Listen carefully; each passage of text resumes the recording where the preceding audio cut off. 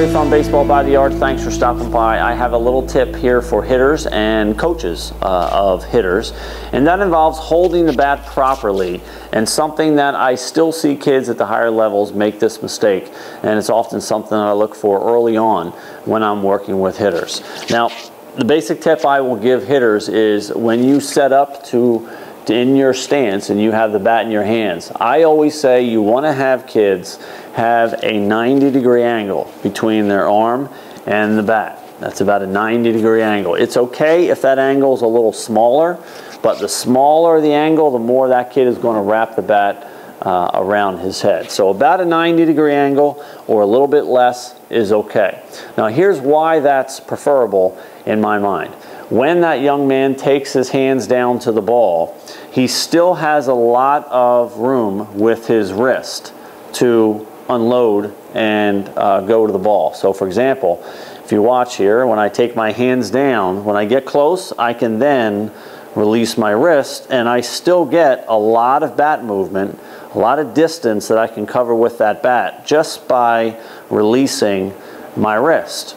Okay, so it's basically arms from here, and then from here my wrist takes over, and I get that little extra whip on the end of the bat, which is going to create some bat speed. Now, one of the mistakes that I see kids make is not only decreasing that angle too much, and that bat has a too long of a path all the way to the ball, but I see a lot of kids already release that wrist and create an angle that is much greater than 90 degrees between their arm and the bat. And they'll hold the bat with their wrist already in the released position.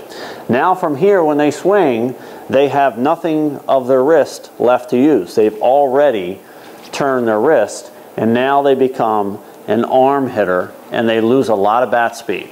So keeping that arm and the bat in the 90 degree or slightly less than 90 degrees is going to increase that bat speed because I can use my wrist. I get the most motion out of my wrist at the right time.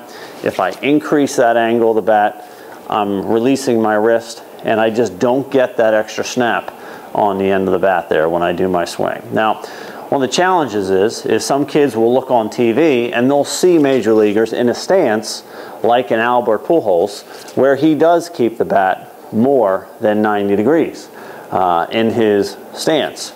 But if you watch Albert Pujols and other guys closely, you'll notice that when they do stride and before they go forward to hit, they return that bat to about 90 degrees or a little bit less before going to the ball, and that ensures that they're going to have all that extra wrist action to get all the bat speed that they need. So it's a little thing to look for. If you're swinging in front of a mirror, if you're watching hitters, make sure that they have a 90-degree angle between the bat and the wrist. That will allow them to get a lot more wrist action on the ball and create some better bat speed as well.